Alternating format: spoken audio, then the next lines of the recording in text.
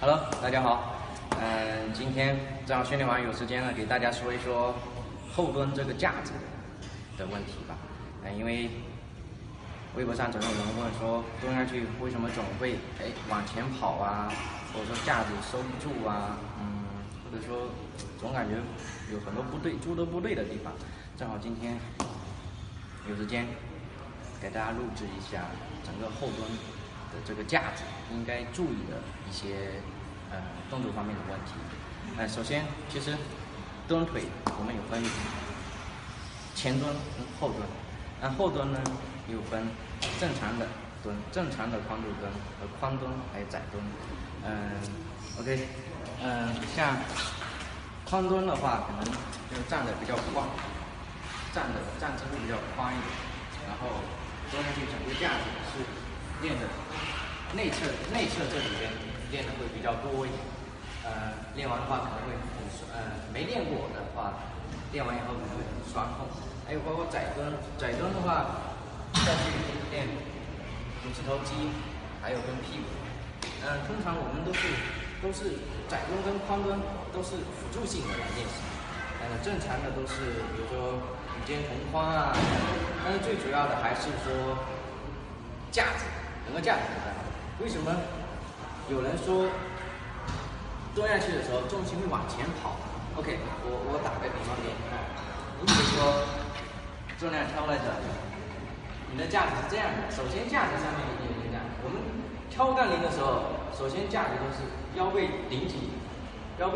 的情况下是直的，不是你挑出来你都是这种角度，然后这么下去蹲，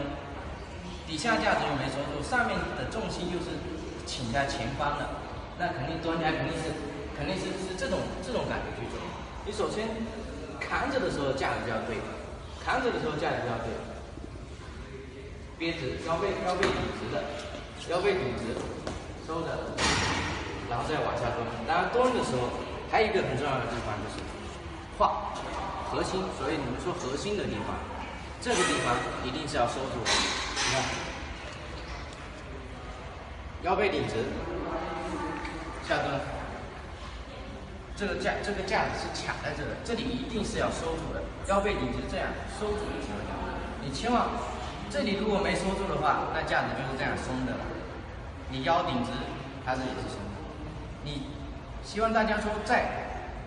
腰背挺直、胯收住的情况下去练蹲，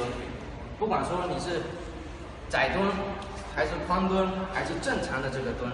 这一块一定是要收住的，这一块跟腰背一定是要收住的。我蹲一组给大家看一下。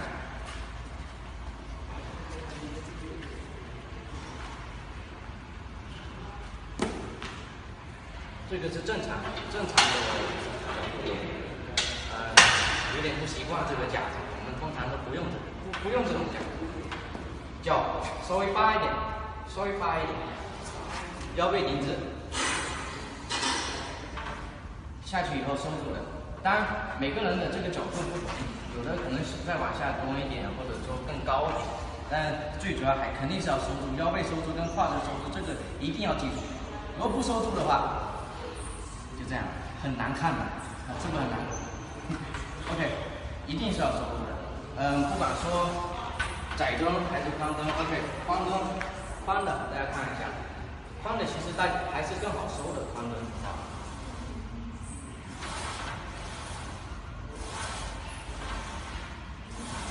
还有一个要注意的是，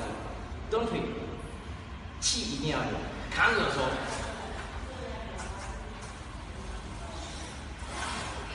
千万不要扛的时候没气，软趴趴的下去。整个架气要跟架子结合，才能做出它那种